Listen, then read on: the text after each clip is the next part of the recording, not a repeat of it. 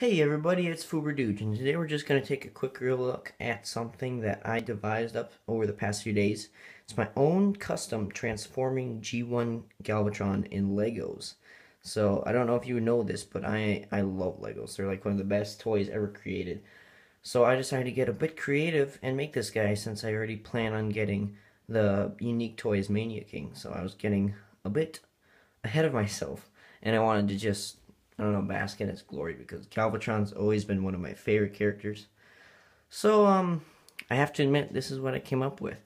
And, I don't know, nothing really special about it. It's just a G1 Galvatron.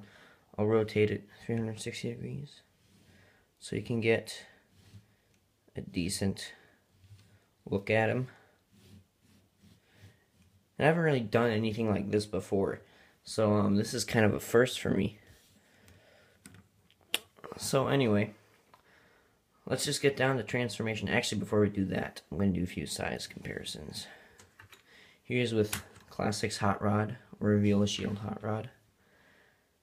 That's how they look together. Quite a bit bigger, actually. So anyway, there's that. Next, Starscream. Again, just to get an idea of how big this thing is. There we have that. So, now for transformation, it's actually very simple. First, what you're going to want to do is just pop this thing off. You know, every single Galvatron figure is going to do that. So then you're just left with the body, and no more parts forming for all you parts former haters. So first what you want to do actually is flip the legs down, like so. You can kind of just position them up like that. And this is getting kind of dark, just because my camera doesn't like to focus. Here, I'll raise it up a bit. There we are. So there we have that. Next, you kind of come over here. Just kind of hold this down a bit for the lowest peg and rotate this all the way around. And you can kind of lift this piece over it. And so coming back to the front, this is going to be the front. You move his hip guards down, and you can already see them starting to form. So just straighten everything out. Next, what we can do is take this, which will eventually become the head. You can kind of, it's on a double hinge. It does like to pop off sometimes. If it pops off, just put it back on. Well, I don't know if you guys will have this. Only I have this, so that's what I do. So I just put the head up like that. I rotate this. I move this on this joint, likes to come off again. Holy, the joy of Legos. Anyway, there's that. You rotate this down, and you can see his head already forming. I'll kind of zoom in because it's hard to see. There's a peg right here that his head can just plop right on, and it stays in place. So there we have that. Next, what you can do is kind of, this is on a interesting swivel. It swivels up like that. Bend his arms down, rotate them like so. And take this piece back here. There's a red peg, and this just slots right into there to keep him from, from falling over anything, and you just put this up like that. And that's pretty much it. There you have his transformation, and actually, to put on the finishing touch, just plop that right on his arm. And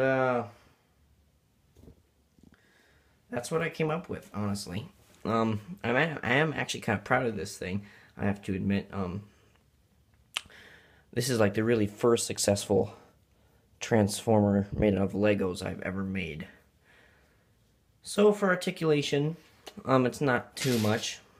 His head is static, unfortunately. I didn't find a way to turn it. But I suppose you could lift it up off the joint. It can go up and down and all that jazz stuff.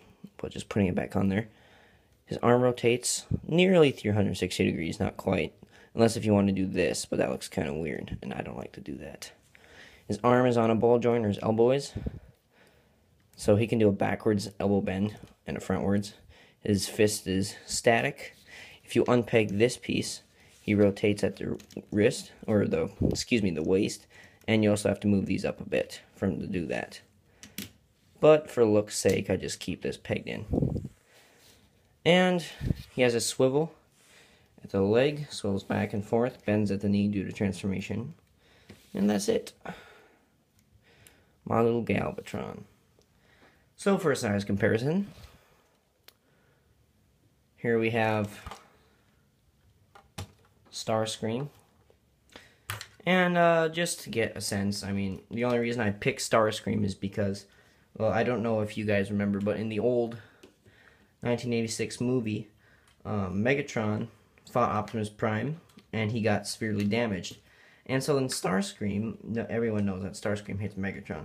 And so then when they had to retreat, or whatever, like on Astro Train, Megatron was severely damaged. And so then Starscream took the opportunity to throw Megatron out of Astro Train. And so then, by doing this, Megatron and a lot of other battle-damaged Decepticons floated in space until they crossed Unicron.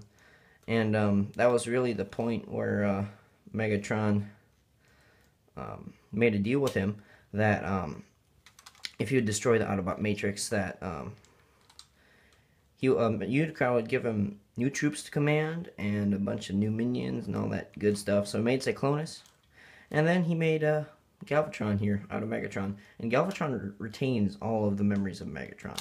So for all you people who think, well, this is my opinion actually, I don't know if this is like true or not, but I believe that Galvatron has the same personality as Megatron. It's just he's an upgraded kind of form, kind of like I don't know, like Optimus Prime in some of the Combiner series, in like Energon. He combines with, I don't know what I'm talking about, I'm sorry.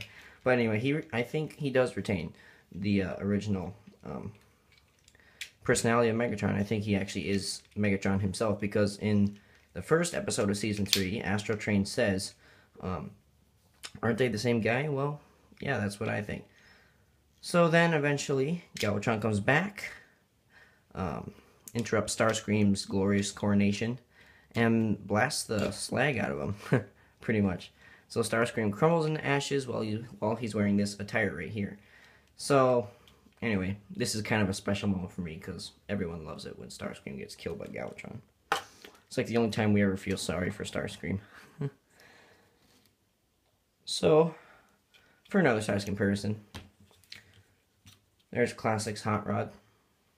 Again, just to get a little concept of size, he's about half his height, or I'd say about 3/5. I'd say Masterpiece Rodimus stacks up better. Well, maybe even not him. Maybe this with the Fans Project upgrades. So, there we have that. And, I don't know, I just love creating things like this. I always think it's really fun to expand my horizons. And, I don't know, it's just really fun to do this sort of thing. So, I don't suppose any of you would be interested in getting one of these because they're not for sale. So, anyway, oh, bump my camera. Anyway, I want to thank you guys for watching. This has been Fuber Dooge. Talk to you later.